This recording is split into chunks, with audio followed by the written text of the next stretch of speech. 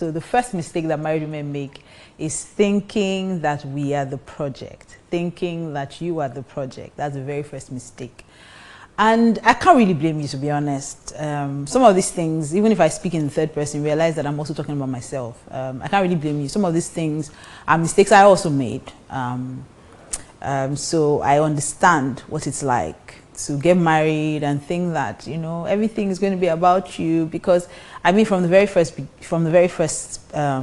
beginning, the man chased you, you felt like a princess, he did everything, you know, you made it difficult sometimes. He'll call, you won't pick your call, you know, you're doing shakara, you know, you're literally just posing for him.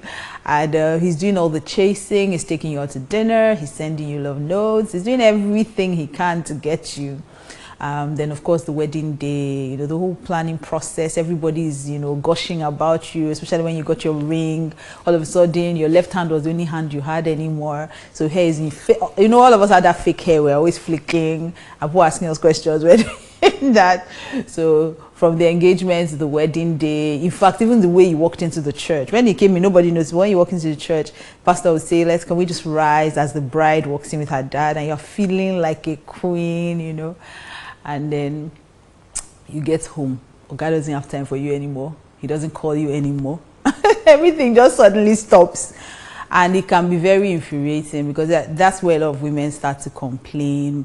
All the things you did before we got married, you don't do them anymore. Listen to me, listen, my darling, you are not the project. Men are project driven, most men, okay? Most men are project driven.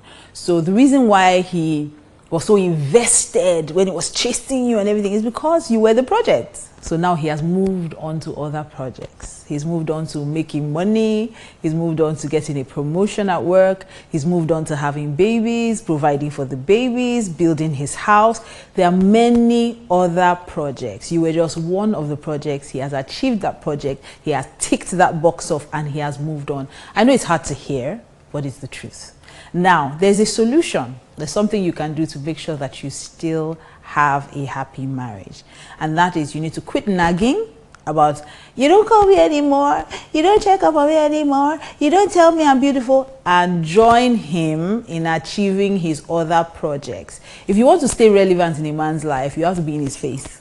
Okay? So if you know that he has other projects, things he's dreaming about, he wants to build his house, you need to help. Okay, that's what you are here for. Bible says that Adam had work, then God sent the woman to be a helpmeet. He needed a helper that was suitable for him and adaptable to him, a helper that was comparable to him. So if you want to stop that, or rather solve that problem of feeling like, oh, my husband doesn't pay attention to me anymore, then get interested in the things he's interested in. Join him in achieving the next project, okay? So the first mistake we make is thinking we're the project, that the world revolves around us, that marriage is going to be about us. Listen, marriage is never about what you can get. It's always about what you can give.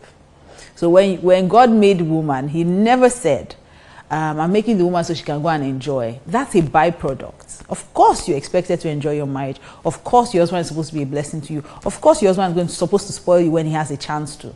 But thinking that you are the sole reason why marriage was set up is going to be a huge disappointment for you. If anything, it can cause you to even get depressed. So you are not the project. Deal with it. Stop acting like you are. Okay, and help him achieve his other projects. So that's the first mistake married women make, thinking that they're the project, that the world revolves around them, that everything should be about them. Move on, okay? Give your husband a break. He has other dreams, he has other goals. You were just one, maybe the major one, that should help him achieve all the others, okay?